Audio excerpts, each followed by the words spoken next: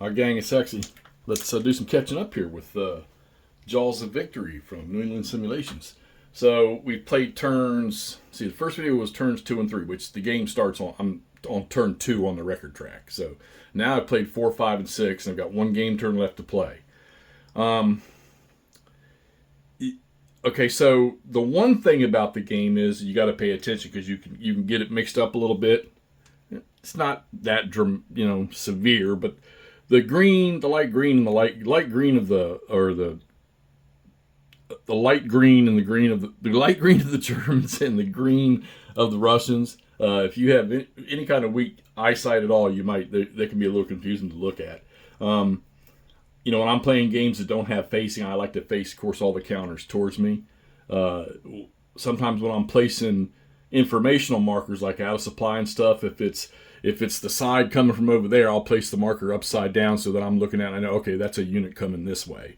So if some of y'all have little tricks you do, let me know how you all do it and stuff, because I'm always looking for new ways because when I cover a marker with an informational marker, you don't always want to have to lift that thing up to go see, oh, is that a Russian or is that a German? So I'm sure I know people use the little transparent colored bingo chips and stuff like that. Those are good little ideas. I can never figure out where to find those darn things. But yeah, if y'all got any ideas of how y'all do that or how people do different things, I'd like to know. All right, so like I say, we've I don't know how the Russians were so. It's another one of the things I need to read about. Somebody wants to give me the history of this part of the fight where the Teuton strikes, and they're trying. I guess the intention was to cut some of this other part of the pocket off from the lower part or whatever, or the right half from the left half or whatever it was. But I want to know why the 5th Mech Army gets yanked, which you can see them way over there. And they even got one extra turn on the map because I had to use the die roll to figure out when they would leave. But that whole entire army got yanked, or Corps Army, whatever they are. 5th Mech Army, 5th Mech Corps, whatever they are. Yeah, 5th Mech Army from the 5th Mech Corps from the 6th Tank Army. They got yanked and pulled away. And I need to read to find out what they got pulled away for, or did they actually get pulled away? Somebody could tell me that too, I'd like to know. So that left it to 5th Guards Tank and the units from the 40th Army in here. So they were able to blow out this hole here and take that victory location there. But the combat in this game, I'm finding that the odds that you're getting in combat are, you might see 3-1. In most games we play 3-1. That's phenomenal. Not necessarily, because your results. This is one of those combat charts where your results are, they're not 1 through 6 or 2 through 6 is going to hurt the attacker, and then 7 through 12 is going to hurt the defender. These things are jumbled up in there. So your die roll almost, you can't roll this dice and say, oh, shoot, man, I rolled a 3. I'm going to take a penalty as the attacker for that. I'm going to get beat up bad. It's not like that. It's one of these, I don't even know what the word for this, but the combat results are mixed up. So you don't necessarily, when I'm playing this, that I've learned playing this scenario, you don't get your good combat odds just off of strength versus strength. You have to have air. You have to be fortunate with your artillery, which I love the way they do the artillery in this game. You don't just say, okay, those 2 points are shooting into this battle right here. You got to take what that artillery unit can provide offensively or defensively and then roll it against a chart to see if any of those units actually were hitting the defender or hitting the attacker, and how much of it hit the attacker. Because I got news for you a lot of times. When you've only got one strength of artillery firing into something, you better roll a 1 or 2 or something to get a hit, to get a point of artillery in there. So what that does is, if I fire three artillery strength points from a Russian battery into a combat, into an attack, I roll on a dice on a chart called the Soviet Artillery Support Chart, and if I roll a 1 out of those 3 strength points that are shooting, they're going to get 2 column shifts to the right according to the chart. But then again, the Germans might return fire with a 1. Let's say they fire 1 artillery and they roll a 1. They're going to get 2 shifts back to the left. So that's how your artillery works in this game. Air is the same way. You fly air into here. You have an offensive and a defensive number on the counters, and you might get a column shift, you might not get a column shift, or you might get counter error and cause that column shift to go back. But then you got things like combined arms. You got the Soviet division. You got the what are some of the things here? You've got armor superiority. You've got hilltop terrain advantages. You can use an assault engineer. Now the thing about an assault engineer is if you use an assault engineer and the attacker takes the loss, that assault engineer has to take the first step loss. So, and you know, you're using the chits, the old Victory in the West system. I think of Operation Typhoon from SPI, that game there where you have the rotating chits that go underneath, depending on what grade the unit is, like A through E. So, so yeah, you're not getting,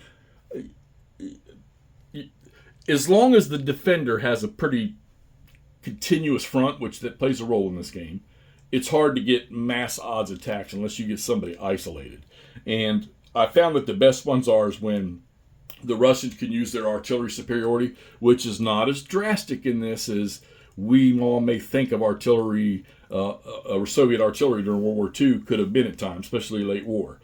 But getting that combined arms, getting these armored brigades that the Russians have is where that's the only place they're getting combined arms, where you have a bunch of T-34s that also have infantry with them, okay, or tanks with infantry with them, and they're the only ones that can get that bonus. And then you got restriction as to what other units are moving with them. Because those units might not get a bonus unless they're moving with that armored brigade. All right, so we've managed to push through with the Russians in here. The Germans are getting ready to get some reinforcements. They're going to come in down there. And on the next turn, they're going to get a boatload more. Actually, I got to move those up. I forgot to do that. They're going to get a boatload. Well, they wouldn't have affected anything yet anyhow. But you've got Russians that have taken this location here. They're moving forward in here, but the loss of that 5th Mech Corps over there, I think that was a stinger that caused, because now it put me in a place where, as the Russians, I really couldn't put units into reserve for reserve movement to exploit any holes that may have been opened, because there's just not enough there to do it. I've had to pull units of the 40th Army from one of these other corps over here off and bring them around to help. But the Germans, and this might be fortunate for them, they got their successful release from the continuous front that they had to maintain. Complete release from it, where they can move, they can combat, whatever. The only problem is they really don't have the supply options up here. You've got 5th SS Panzer up here that has to draw 11th Corps stuff that has to draw from the Corsan supply head, and it only allows two supply points on the SDM anyhow. Never got to have to do the air thing because I never bothered. I haven't had to claim Corsan as being isolated because the Russians haven't moved across and cut it off enough. But they are moving, and by collapsing this line, and there's no victory locations really up here, this is the first one, and then Corsan's sitting right here, the Germans were able to tighten their line and actually send some of the 88th Infantry Division's units down here to stop this forward progress from from 6th Tank Army's units. So we got one more turn to go. I'm having a blast with this. I love the supply system. It's so simple to calculate. The thing that you need to remember is when you declare attacks, as you go through each combat, you have to declare whether that attack is supported or not. In order to support it, you got to burn one of your supply points off one of the SDMs that applies to that unit. So it has to be in the organizational structure of that unit. So Army, Corps, Division, or Army and then Corps, and they have to be within range. Now, your regular supply, if they're within range of their SDM, their organization's SDM, then they're in supply. If they're outside of the range, you have what's called extended, where you can burn, if he can trace a line to the unit that's out of supply, even though it's outside his range, you can burn one of your supply points off of an SDM to put that unit back in supply. You don't really want to do that, because while the Russians have a decent amount of SDMs sitting in here for the attack, these units that are spread out over here in the 27th Army, their two SDMs are covering a long arc. So, and granted, they have a range of 10 when it's frozen and 6 when it's muddy. Germans are even worse, because theirs are 6 when it's frozen and 4 when it's muddy as far as range goes. And that's what's making it necessary. This collapse over here is easing the pressure on the 42nd Corps over here by bringing all the units back in closer to where the SDMs don't have to cover as much ground. 7th Army is struggling though because they got one here and they got one here, and they keep getting used up quickly by replacing, because you got to get that artillery replaced, or you got to get the artillery re-ammunitioned, let's say. So yeah, so we got one more turn left. Let's get this posted. Right now, it's just the Soviets have created a bubble. I'm not sure if they can do anything with it because they don't have any reinforcements to push this through, and the Germans have some panzer units coming on this turn, which, like I said, I need to move them forward. They came in by rail, and then they got some coming in this last turn too. So we'll get back to you with a final and an AAR once we get done playing. Talk to you soon.